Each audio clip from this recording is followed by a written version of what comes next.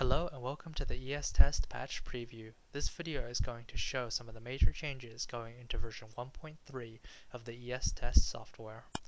The new features in ESTEST version 1.3 all have to do with document browsing.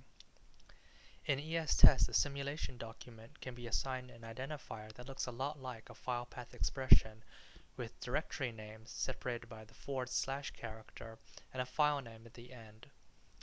In the traditional view of these documents, we can use a tree-like structure to view all the documents simultaneously. However, this has scaling issues when dealing with many hundreds of simulation documents. In the new implementation, we use a windowed view to consider one directory at a time, and this video is going to demonstrate some of the new features available in this user implementation.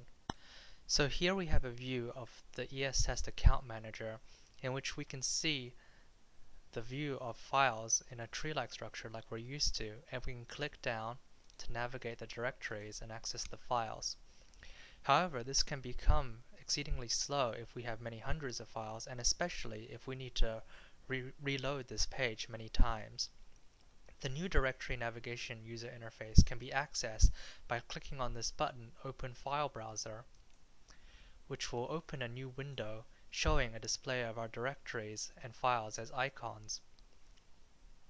The first thing we'll talk about is navigating this new windowed document and directory interface. To navigate the directories, we can double-click down on any directory to access its contents. We can also use the forward and back buttons to change our path along the directory structure. And we can use these buttons that reflect where we've navigated to go back to any previously visited directory all the way to root. We can also change the directory location simply by typing in the full path in the address bar and hitting enter to directly navigate to that directory. We can also double-click on the file icons to access the URXML summary web page for that file.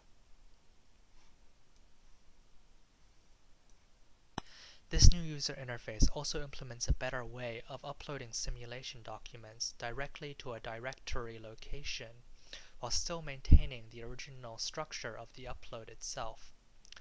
I'll run through an example using these simulations run with Qbox and using this original file structure. To upload simulation documents in this window, we simply have to navigate to the directory in which we want to locate our files, or we can create a new temporary directory location to store simulation documents as well by clicking this button, which will prompt for a new directory name. In this new temporary directory, we can add some documents to it and make it permanent by clicking on this button, which will create documents by opening up the familiar form we have to upload simulations in ESTEST. We can choose our simulation file via the archive and click Submit. And we see here we've uploaded the following 5 simulations. Usually when we use this form, this will upload these simulation documents to a temporary directory location. However, in this case, these simulations will be stored in the directory location we have specified using our new user interface. So if we go ahead and have reloaded this directory, we can see that our original file structure has been preserved from the upload, and we've directly hosted it, we've directly uploaded these files to this directory without having to rename a temporary directory in the process. Now let's discuss how to move documents and directories between locations in this user interface. This happens to use a very simple cut and paste mechanism that I'll demonstrate now. In order to cut any directory or document, we must first select it by filling in the checkbox to the right of its icon. We can then add it to the clipboard of cut documents by clicking on this cut icon seen here. We can then navigate to the location in which we want to move this cut item by first clicking on this icon, which will open up a new window in our current directory path, and then navigating to the new location in which we want to move the cut item. In order to move the cut item here, we can simply click on this paste icon, and this will move the item here. If we refresh this page, we can see that the change has been applied. Cutting and pasting also works with any combination of documents and directories. For example, we can cut this document and this directory back to our former location.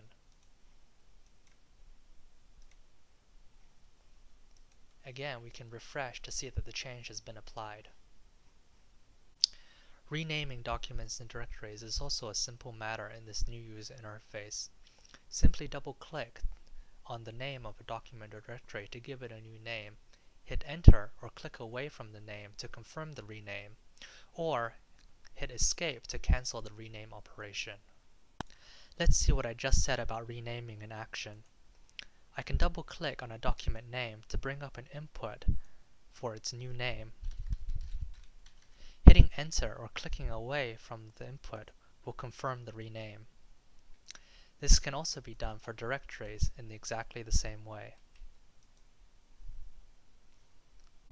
Deleting documents and directories is given its own trash bin icon to complete the operation. Depending on what has been selected, you may be asked to confirm the deletion operation before it occurs. For example, if I want to delete the document diamond2.xml and the directory testing2, I simply have to select them and click the trash bin icon to delete them. If I confirm the two dialogues, both the directory and the document will have been deleted. This new user interface also contains features to set the group your documents belong to, as well as the permissions for those documents to share with the world, the group, or just for yourself. Let's see an example of setting the document group and permissions for a specific document in this new user interface. If I navigate the directories and select a document, we can hover over the icons to see that it's being shared with the group users, with the group, and also with the world. If we select this document, we can use these two buttons to change the settings for the group and the share permissions respectively. For the group, we can select among the groups that we are a part of and change it from users to guests. We see now that this document is being shared with the group guest instead with the group users. Selecting it again, we can change the document permissions to share it with the group, the world, or with only ourselves by default. If we want to share with the group but not the world, we can check this box and then confirm our permissions. And then we can see that this document is being shared with only the group guest and ourselves, but not with the world. The last few buttons in the navigation toolbar do not have an effect on the state of your documents and directories. The purpose of these buttons is to launch the Comparison Transform webpage or the Plugins webpage in ESTEST, or to download a tar/gzipped archive of the URXML documents you have selected in the navigation interface. A convenient way to select documents for comparison, plugins processing, or to download the URXML of documents is to use this button to toggle the Check All or Check None status of documents in the current directory. Here I've selected these two documents, and I can use this button to compare them using the transform available in ESTEST. I can use this button to launch the plugins webpage, and then from here I can select the plugins I want to use to post-process those two documents. Or I can use this button to download the original URXML in a tar/gzip archive if I wanted to. This concludes the ESTEST patch preview. Find us at our website estest.ucdavis.edu, and thank you for watching.